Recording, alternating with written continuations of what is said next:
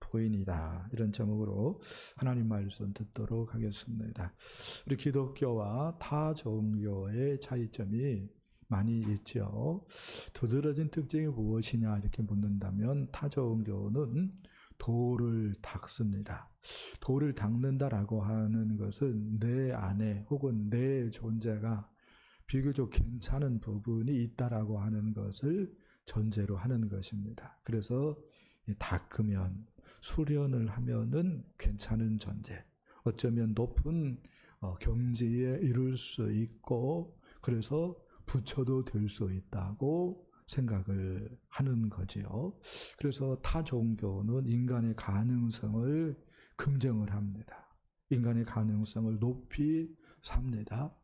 깨달음을 관건으로 생각을 하고 있습니다. 반면에 우리 기독교는요, 우리 인간을 전적 타락의 존재로 생각을 합니다. 전적으로 타락했기 때문에 우리 인간에게 소망을 두지 않습니다.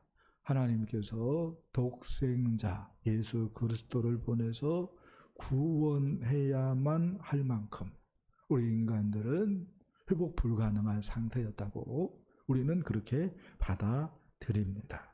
그렇기 때문에 영광과 자랑과 능력은 사람에게 없고 오직 모든 영광, 모든 존귀와 또 능력을 우리 하나님께, 우리 주님께만 돌리는 종교, 우리 기독교다 이렇게 말씀을 할 수가 있겠습니다.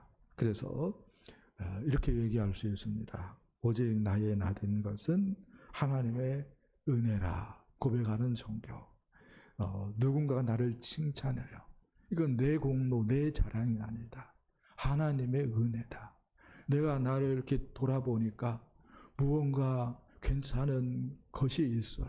이건 내 자랑이 아니고 내 공로가 아니다. 하나님의 은혜다라고 하는 고백만 있는 종교, 우리 기독교다라고 이야기할 수가 있겠습니다.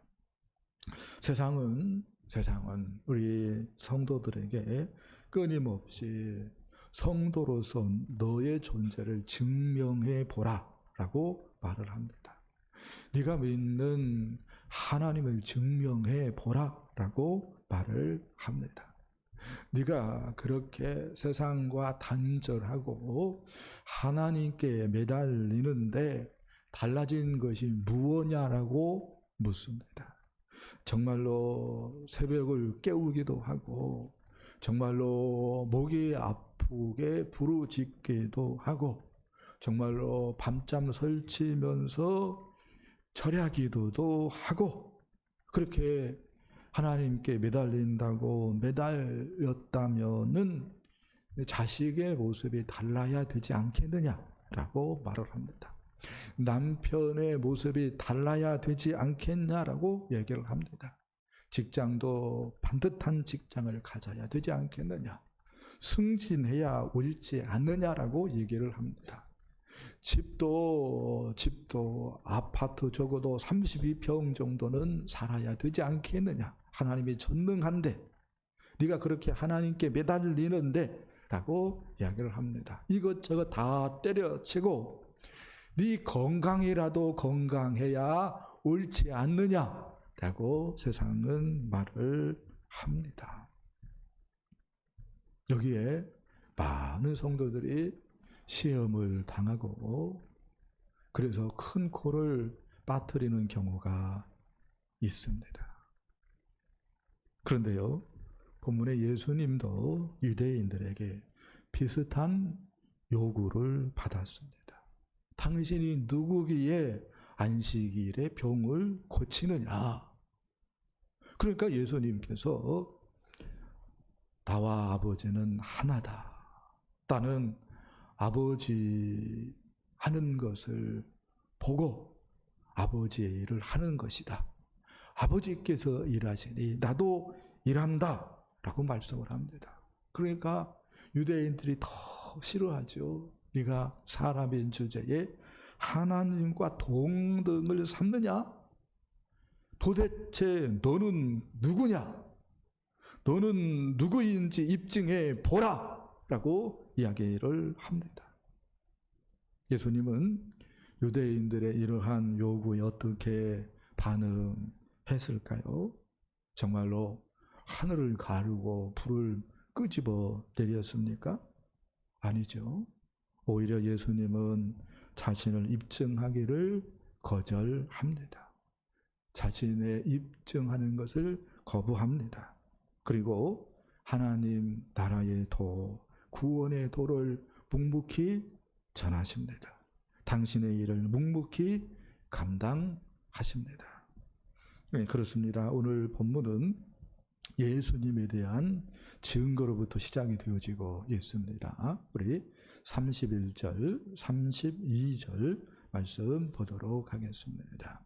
시작. 내가 만일 나를 위하여 증언하며 내 증언은 참되지 아니하되 나를 위하여 증언하시는 이가 따로 있으니 나를 위하여 증언하시는 그 증언이 참인 줄 아노라. 아멘. 예수님께서는 당신께서 자기를 증언하는 것 옳지 않다 이렇게 생각을 하십니다. 그래서 내가 만일 나를 위하여 증언하면 내 증언은 문제가 있지 않겠느냐 이렇게 얘기를 합니다. 그러면요 누가 예수님을 증거합니까? 라고 하는 질문을 던질 때에 먼저 예수님께서 그분이 증거한다라고 말씀을 합니다. 성부 하나님이 증거한다고 말씀을 합니다. 성부 하나님이 수많은 선지자들의 입술을 통해서 성자 하나님 예수 그리스도를 증거했고 그것이 너무 중요하기 때문에 잊혀져서는 안 되겠기에 성경의 기록으로 남겼고 할렐루야. 그래서 성경은 예수님께서 뭐라고 얘기합니까? 나에 대해서 증언하는 것이 성경이다라고 가르쳐 줍니다.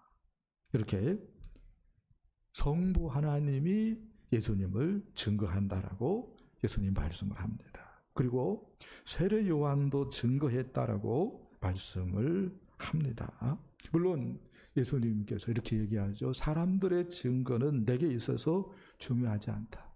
그럼에도 불구하고 세례 요한이 나에 대해서 증거했다라고 하는 것을 얘기해 주는 이유가 있는데 세례 요한의 증거를 너희가 받아들이면은 구원을 얻는데 도움이 되기 때문이다 라고 말씀을 합니다. 그러면서 요한을 켜서 비추는 등불이다 라고 말씀을 합니다. 너희들이 그 빛에 있기를 즐거워했다라고 말씀을 하는데요. 이렇게 얘기할 수 있습니다. 예수님은 빛 자체였고요. 세례 요한은 그 빛을 받아서 비추는 반사시키는 역할을 감당한 사람 이렇게 얘기할 수 있겠습니다. 한마디로 증인의 역할을 잘 감당했다. 사명자의 길을 잘 걸었다라고 주님께서 칭찬하고 있다 이렇게 얘기할 수가 있겠습니다. 더 나아가서 예수님은 내가 하고 있는 사역이 나를 증거한다라고 말씀을 합니다. 예수님께서 성부 하나님의 모범을 따라서 38년 병자에게 안식을 주는 것, 그게 바로 나를 증거해 준다라고 말씀을 합니다. 여러 사람들이 받아들이지 않고 심지어 그것 때문에 박해를 한다 할지라도 하나님 나라를 묵묵히 선포하는 것, 그것이 나를 증거한다라고 말씀을 합니다. 그리고 무수한 생명이 구원을 얻도록 하기 위해서 갈보리 십자가를 향하여서 누가 알아주지 않지만 묵묵히 한 발자국 한 발자국 앞으로 전진해 나가는 그것이 바로 나를 증거해 준다라고 말씀을 합니다. 정말로 예수님의 말씀처럼 예수님께서는 우리의 구원을 위해서 갈보리 십자가에 오르셨고 물 한 방울 피 한 방울 남기지 않고 다 쏟으시면서 죽었습니다. 그때에 놀랍게 마가복음 15장 39절 말씀 보니까요, 백부장이 이렇게 고백합니다. 이 사람은 진실로 하나님의 아들이었도다 라고 고백을 합니다. 마찬가지입니다. 우리 역시 예수님처럼 우리가 하나님의 자녀 된 것을 입증할 필요가 없습니다. 우리가 하나님의 자녀로서 믿음으로 살아가면은 예수님의 십자가와 나를 연결시키고 부활하신 예수 생명과 나를 연결시키고 승천하셔서 보좌에 앉아 계셔서 만왕의 왕으로 모든 것을 다스리시는 예수 그리스도와 나를 연결시키며 믿음으로 살아가면, 그리고 예수님처럼 주님 허락한 사명을 감당하면은 세상 사람들이 우리가 하나님의 자녀인 것을 증거해 줄 것입니다. 할렐루야. 우리의 입술로 외쳐대고 떠드는 것은 아무런 의미가 없는 거예요. 우리가 주님과 우리 자신을 연결시키고 사명을 감당한다면 우리의 삶이 끝나는 날, 그 사람은 정말로 하나님의 사람이어서 라고 많은 사람들이 고백하며 하나님께 영광을 돌리는 역사가 있게 되는 줄 믿습니다. 두 번째 말씀은요, 신앙이란 무엇인가 라고 하는 말씀이 되어지겠습니다. 오늘 본문에서 유대인들의 문제점들이 나오고 있습니다. 예수님께서 42절에서 이렇게 얘기하죠. 하나님을 사랑하는 것이 너희 속에 없음을 알았노라 라고 말씀을 합니다. 그리고 44절에서 너희가 서로 영광을 구하고 유일하신 하나님께로부터 영광을 구하지 아니하니 어찌 나를 믿을 수 있느냐라고 말씀을 합니다.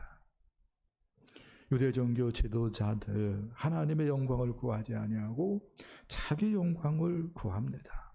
사람들이 하나님께 영광을 돌리게 하는 데는 관심 두지 않고 자기에게 영광 돌리는가 안 돌리는가에 관심이 가 있습니다.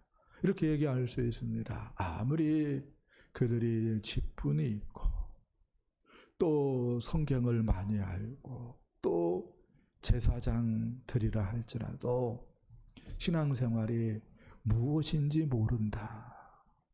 신앙생활이 무엇인지를 모르는 사람들이다 라고 이야기할 수 있겠습니다. 그러면 목사님, 신앙은 무엇입니까? 라고 묻는다면 먼저 자신을 입증하려는 시도를 중단하는 것이다 라고 이야기할 수 있겠습니다. 사탄은 끊임없이 우리에게 시험을 던집니다.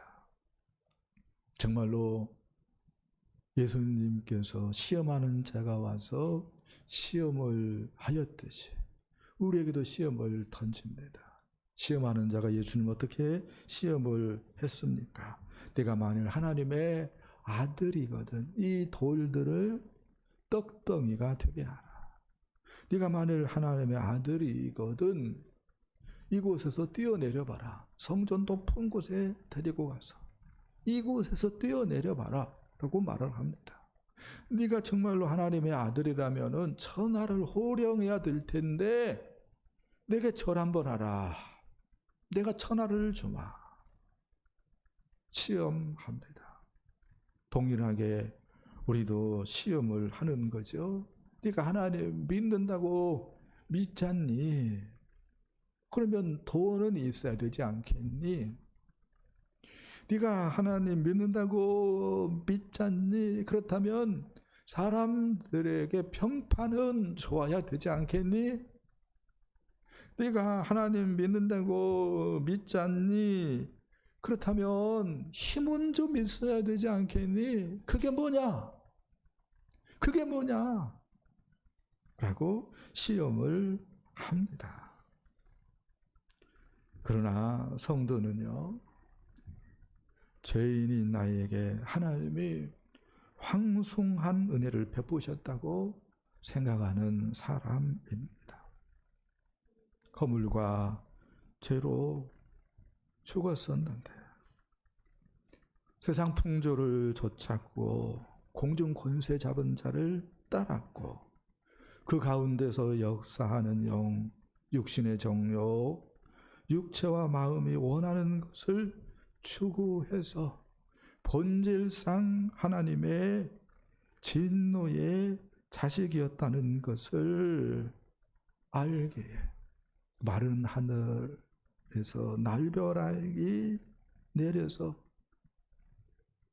내가 그 벼락에 맞아 죽어도 나는 싸다 라고 생각하는 사람들이 성도입니다.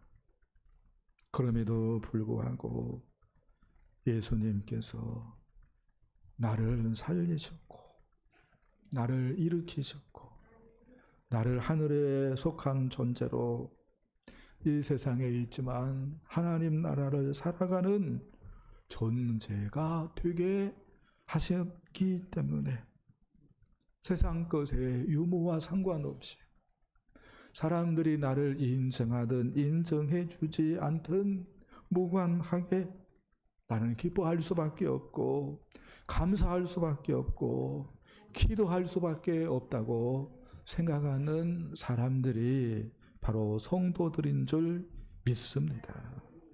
그래서 이런 찬송이 있지 않습니까? 은혜 아니면 살아갈 수가 없네. 호흡마저도 다 주의 것이니 세상 평안과 위로 내게 없어도 예수, 오직 예수뿐이네. 두 번째, 신앙이란 무엇이냐라고 이야기할 때에 예수님 품 안에 안겨 안식을 얻고 말씀으로 힘을 얻는 것이 신앙이다라고 말을 할 수가 있겠습니다. 언젠가 고도원의 아침 편지에서 어머니 홍연여의 딸 황안나의 엄마 나 또 올게라고 하는 책이 실렸습니다. 옛날 사람들이 성경도 잘 모르는데 이름을 안나라고 짓기도 했어요. 성견 지명이 있어서 안나라고 지은 것이 아니고 아기를 안 낳고 싶었는데 생겨버린 거예요. 그래서 이름을 그냥 안나라고 짓기도 하고, 딸을 안 낳고 싶었는데 딸이 생겨가지고 안나라고 짓기도 했습니다. 그땐 그랬습니다. 그땐 그랬습니다. 거기 이런 장면이 나오는데요. 96살 어머니가 엄마 나 어떡해 너무 아파하시며 돌아가신 외할머니를 찾으시던 밤 72살의 딸은 속수무책으로 지켜볼 수밖에 없었다. 엄마란 이름은 96살의 할머니도 애타게 찾는 영원한 그리움인가 보다. 신앙은요, 그런데 이렇게 얘기할 수 있습니다. 96살을 먹어도 엄마를 찾듯이 하나님을 의지하는 것이 신앙이다. 그렇게 예수님 품 안에 안겨서 안식을 얻고 그분의 말씀으로 힘을 얻는 것이 신앙이다. 이렇게 얘기할 수 있겠습니다. 이런 측면에서요, 심령의 가난함은 굉장히 중요한 거예요. 심령이 가난해야 하나님 품 안에 안기는데, 하나님 품 안에 안길 때에 안식을 얻는데, 심령이 가난해야 하나님의 말씀이 들려오는 건데, 교회를 다니는 많은 사람들이 심령의 가난함을 잃어버리는 경우가 있어요. 그러면 옳지 않습니다. 나는 주님이 아니면 살아갈 수 없는 존재예요 라고 하는 자기 인식이 너무 중요합니다. 체크해 봤으면 좋겠어요. 정말 은혜 아니면 난 살아갈 수 없어요. 이렇게 고백하고 있는지. 세 번째, 신앙이 뭐냐라고 물을 때에 이렇게 얘기할 수 있겠습니다. 예수님의 십자가 부활과 연결하고 그래서 주님을 따라가며 사람들에게 평안과 안식을 주며 사람들로 하여금 하나님께 영광을 돌리게 하는 것이 신앙이다라고 얘기할 수 있겠습니다. 마태복음 13장 보면은 예수님께서 천국 비유를 들려주십니다. 천국은 마치 사람이 자기 밭에 갓에 심은 겨자씨 한 알과 같으니 이 모든 씨보다 작은 것이로되 자란 후에는 풀보다 커서 나무가 되매 공중의 새들이 와서 그 가지에 깃들이느니라. 겨자씨가 자라서 나무가 되어지고 그래서 가지를 내고 그 가지에 새들이 와서 쉬게 하는 것처럼 우리가 십자가와 우리를 연결하고 부활 생명과 우리를 연결하고 그래서 예수님의 뒤를 따라감으로 사람들에게 평안과 안식을 주는 것. 그렇게 함으로써 보좌에 계신 우리 예수님께, 왕 되신 우리 예수님께 영광의 그 칭찬을 돌리게 하는 것, 그것이 신앙입니다. 주님께서 마태복음 5장에서 너희는 세상의 빛이다. 너희 빛이 사람 앞에 비치게 하여 그들로 너희 착한 행실을 보고 하늘에 계신 아버지께 영광을 돌리게 하라 라고 말씀하신 것처럼 예수님과 붙어 있음으로 예수님의 뒤를 따라감으로 사람들에게 안식을 주고 평안을 줌으로써 사람들이 하나님께 영광을 돌리게 하는 것, 그것이 신앙입니다. 하나 더 얘기합니다. 신앙이 무엇이냐라고 말을 한다면은 생명을 구원하는 것이 고통스럽더라도 생명을 구원하고 교회를 세워나가는 것이 고통스럽더라도 힘들고 눈물 나고 고통스럽더라도 하늘 보좌에 계신 왕 되신 우리 주님의 영광을 위해서 그 수고를 기꺼이 감당해내는 것, 이것이 신앙이다라고 말을 할 수가 있겠습니다. 사도 바울이 갈라디아서 4장 19절에서 이렇게 얘기를 합니다. 우리 함께 읽어봅시다. 시작.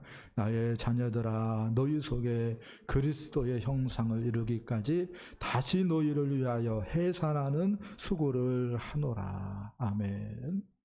그전에도 해산하는 수고를 했는데 다시 한번 해산하는 수고를 하겠다고 한다고 고백을 하고 있습니다. 그리고 빌립보서 2장에서 사도 바울이 에바브로디도를 소개하는데요. 함께 수고하는 자라고 소개를 합니다. 또 함께 군사된 자라고 소개를 합니다. 그리고 너희 사자로, 그러니까 빌립보 교회의 목사님인 거죠. 너희 사자로 내가 쓸 것을 돕는 사람이라고 이야기를 합니다. 여기까지만 해도 놀라운데 이렇게 또 보태서 소개합니다.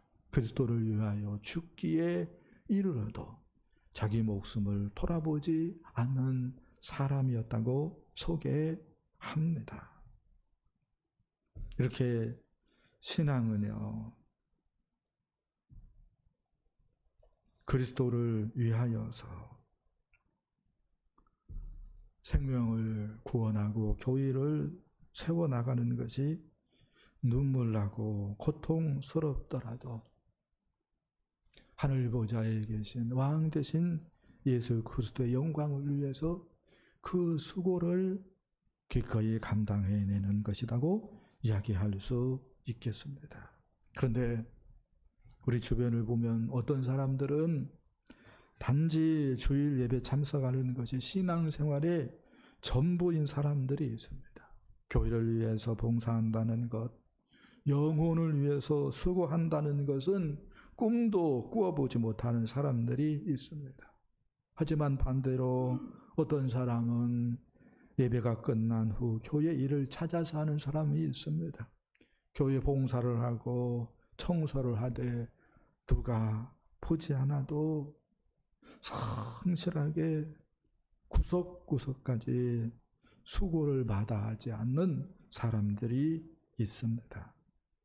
내 신앙 고백의 진실됨은 교회를 위해서 수고하고 하나님 나라를 위해서 수고하고 한 영혼을 위한 그 수고가 입술의 주장이 아니라 삶의 열매를 통해서 입증되어야 되는 줄 믿습니다. 우리의 신앙 고백의 진실됨은 입술의 주장을 통해서가 아니라 삶의 열매를 통해서 입증되어 주는 것입니다. 요즘 장안의 화제가 있습니다. Sing Again인데요. Sing Again 중에 30호 가수가 아주 인기가 짱입니다. 그런데 저에게 알려진 사람은 이 30호 가수보다 그의 아버지 이재철 목사입니다. 이재철 목사님은 한국 기독교 선교 100주년 기념교회의 은퇴 목사님이십니다. 그분이 한 집회에서 간증을 나누었는데요. 그 간증의 일부입니다. 나는 허랑방탕한 삶을 살았다. 술독에 빠져 살았다. 술에 취해 밤늦게 들어가는 것이 일상이었다. 술을 마시다가 객기를 부리곤 했는데 그때 성악을 전공한 아내를 불러내 술집에서 노래를 부르게 했다. 아내는 물론 거부하지 않고 노래를 불러주었다. 어쩌다가 일찍 집에 들어갈 때도 있었는데 그때는 술 친구를 몰고 들어갔다. 그런데 내 몸은 어떻게 된 영문인지 아무리 술을 먹어도 꼭 집에서 밥을 먹어야 잠을 잘 수 있었다. 그래서 아내에게 밥상을 내오라고 이야기했는데 아내는 싫은 데서 가지 않고 밥상을 내놓았다. 아내에 대해서 나는 본래 저런 성품을 주셔서 그렇게 착하게 사는가 보다라고 생각을 했다. 잘 한번 생각 한번 해보세요. 여자가 이러면은 얼마나 고통스럽겠습니까? 1984년 8월 2일 새벽 2시 그날도 술을 먹고 집에 들어가는데 우연히 주머니에 있는 열쇠가 잡혀서 다른 때와는 달리 아파트 문을 열쇠로 열고 들어갔다. 침실로 들어갔는데 조그마한 스탠드가 켜져 있었고 아내는 나를 기다리다가 지쳐 잠이 들어 있었다. 그런데 머리맡에 노트가 펼쳐져 있었는데 눈물로 얼룩져 있었다. 일기장에 이렇게 기록이 되어 있었다고 합니다. 나는 오늘도 버스를 타고 수유리 너머로 갔다. 시골길을 하염없이 걸으면서 오늘도 역시 어김없이 죽음을 생각했다. 약을 먹고 죽을까? 손목을 칼로 그어 죽을까? 그러나 그것은 내가 취할 길이 아님을 다시 한번 확인하고 집으로 돌아왔다. 나를 살리기 위해 십자가에서 돌아가신 주님께서 주님의 뜻을 위해 내게 주신 남편이므로 나는 남편을 사랑해야 된다. 나는 할 수 없지만 주님께서 사랑하라 명령하심으로 나는 사랑해야 한다. 주님 도와주세요. 나의 약함을 주님께서 잘 아시잖아요. 이 일기를 읽고 이재철 목사님의 마음과 귀에 북소리가 울렸다고 합니다. 모태신앙인으로 태어나서 교회를 다니면서 목사님들의 무수한 설교를 통해 또 성경을 통해 사랑을 수없이 접했지만 그 사랑은 모두 문자로 나타나는 사랑이었다는 것입니다.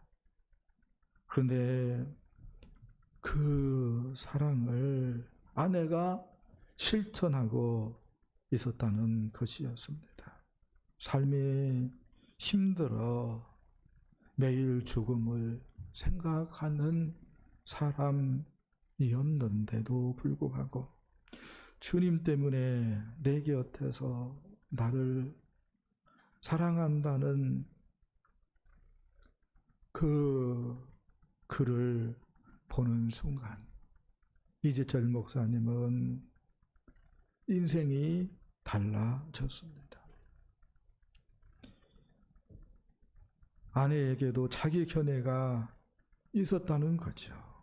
남편하고는 도저히, 이런 남편하고는 도저히 살 수 없다라고 하는 것이 자기의 생각이었다는 거죠. 그런데 아내에게는 동시에 주님을 보는 눈이 있었다는 것입니다. 주님께서 뜻이 있어서 남편을 주셨다는 거죠. 그래서 사랑해야 한다라고 하는 것입니다. 주님을 생각하면서 주님의 영광을 위해서 그 주님의 말씀에 순종하는 삶을 살아내기 위해서 처절한 싸움을 하고 있는 아내를 발견하고 이재철 목사님은 방황을 끝내게 되었다고 간증을 합니다. 우리 찬송 드립니다.